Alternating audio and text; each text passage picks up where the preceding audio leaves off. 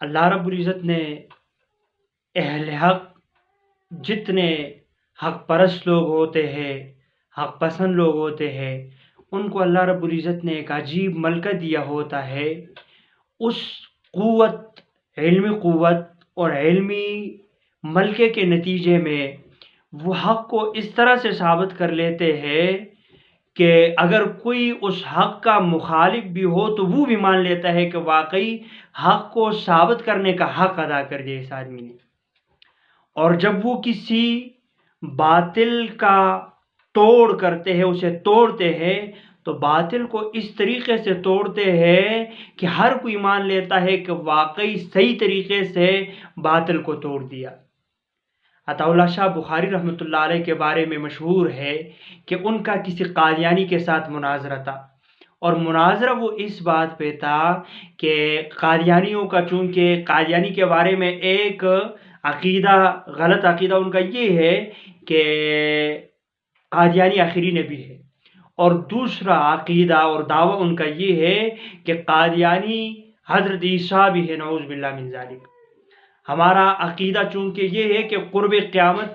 حضرت عیسیٰ علیہ السلام کا نزول ہوگا، اور قادیانی لاہوری گروپ جو ہے وہ کہتے ہیں کہ حضرت عیسیٰ علیہ السلام جو ہے یہی ہمارے قادیانی ہے۔ تو شاہ صاحب اسی بات پہ مناظرہ کر رہے تھے قادیانی مناظر کے ساتھ۔ شاہ صاحب نے کہا ٹھیک ہے بھائی، حضرت عیسیٰ علیہ السلام نے تو ماں کی گود میں بات کی تھی، سب کو مشہور ہے، معلوم ہے اور مشہور واقعہ ہے، قرآن میں بھی اللہ رب العزت نے اس کو ذکر کیا ہے کہ بچپن میں ہی جب وہ چھوٹے تھے، بچپن کا زمانہ تھا، عموماً جس زمانے میں، جس وقت میں اور جس عمر میں بچے بات نہیں کر سکتے ہوتے ہیں، حضرت عیسیٰ علیہ السلام نے اس وقت بھی جو ہے وہ باتیں کی تھی، اور وہ فصاحت اور بلاغت برا کلام جو ہے وہ قرآن میں ان کا موجود ہے۔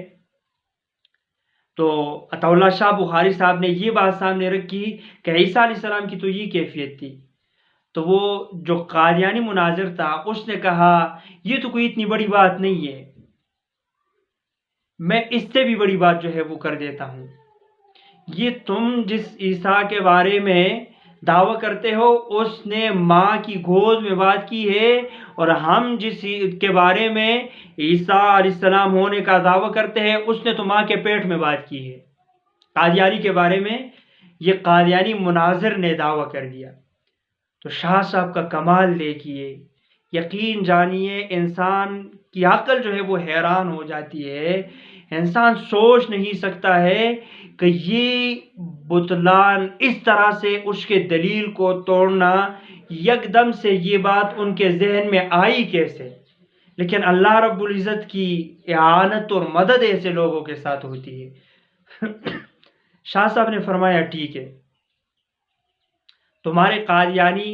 بقول تمہارے کہ وہ حضرت عیسیٰ بھی ہے، اور بقول تمہارے کہ اس نے ماں کے پیٹ میں بات کی ہے۔ اب آواز آئی ہوگی تو آواز آنے کے دو راستے ہیں، پیٹ سے آواز آنے کے، ایک تو منہ ہے۔ اب اگر ماں نے کوئی بات کی ہو، منہ سے کوئی بات تم نے سنی ہو، اور تم اس کے بارے میں کہتے ہو کہ یہ جو ہے قادیانی کی باتیں تھی، تو اس میں تو شک ہے کہ جس کو تم قادیانی کی گفتگو سمجھتے ہو، بات سمجھتے ہو، غیر ممکن ہے کہ وہ ان کی ماں کا اپنا جو ہے وہ ان کی اپنی گفتگو ہو، اپنی بات ہو۔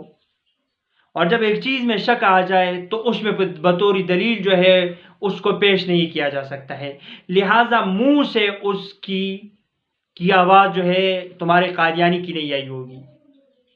اب دوسرا راستہ رہ گیا، ایک ہی راستہ۔ اب اگر وہاں سے ہے تو وہاں سے تو عمومی طور پر جن لوگوں کی آواز نکلتی ہے ان کا وضو ہی ٹوٹ جاتا ہے۔ تمہارے قادیانی یہ کیسے پیغمبر ہے کہ جو وضو ٹوٹنے والے راستے کے طرف سے جو ہے وہ بات کرتے ہیں؟ تو یہ عجیب و غریب قسم کا جواب،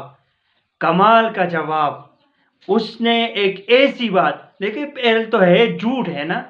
تو ایسا دعویٰ جو جھوٹ پر مبنی ہو، پھر انسان کو اپنے اس دعوے کو ثابت کرنے کے لیے اس کے پاس کچھ نہیں ہوتا ہے، ماں کے پیٹ میں بات کی تو کتنا غلط دعویٰ ہے۔ تو اللہ رب العزت نے ان کے ذہن میں کس طرح سے ایک الہامی بات ڈال دی، اور کس طرح سے اس دعوے کو ایسا توڑا کہ قیامت تک دوبارہ اس دعوے کا کوئی بھی جو ہے وہ مدعی بن کے میدان میں نہیں آ سکتا ہے کہ قادیانی نے ماں کے پیٹ میں کبھی بات کی تھی۔